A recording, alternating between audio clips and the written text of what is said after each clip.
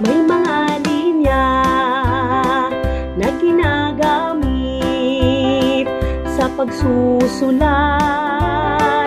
at pagguguhit ng mga titik o mga hugis.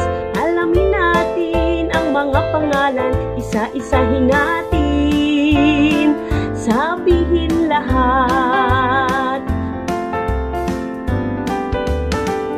Mayroong patayo at pahigang linya, mayroong pahilis at pakurbang linya.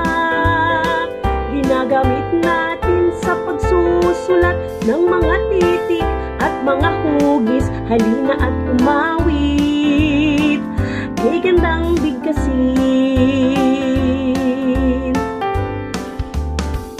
Mayroong patayo at pahigang linya, mayroong pahilis at pakurbang linya.